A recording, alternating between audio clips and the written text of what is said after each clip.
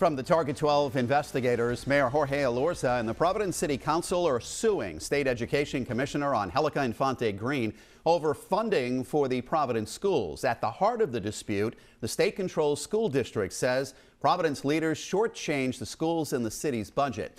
Target 12 investigator Steph Machado broke the news of this lawsuit on WPRI.com and joins us now live in studio. And Steph, you've been reporting on this fight over money since February. That's right. This has been really simmering for months now, with the city and the state disagreeing on how much money the city has to appropriate to the schools. And then in August, Education Commissioner Angelica Infante-Green ordered the state treasurer to withhold state aid to Providence. This is limiting our ability to deliver services to all of our residents. Mayor Jorge Elorza and the Providence City Council taking the state to court.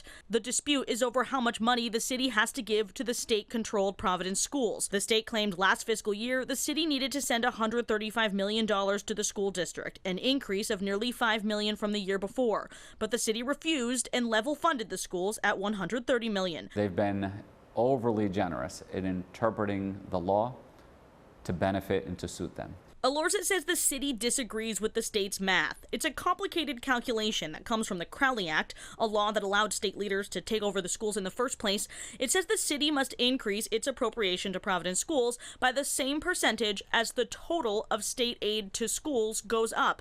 But the city's lawsuit says RIDE used a flawed, arbitrary, and unreasonable calculation that included some federal coronavirus relief money, but not all of it. Cherry picking from one and not from the other. On August 30th, Infante-Green sent this order to General Treasurer Seth Magaziner, directing him to withhold state aid to Providence and give it to the schools. He did so the next day, withholding $4.85 million in distressed communities aid, which goes to Rhode Island's lower-income communities. Magaziner's office says he was required by law to comply with Infante-Green's order, which the lawsuit asks a judge to reverse. What's really frustrating about this is that this has nothing to do with providing high-quality education for our kids. RIDE finished the previous year with an $11 million surplus, so they're literally sitting on money.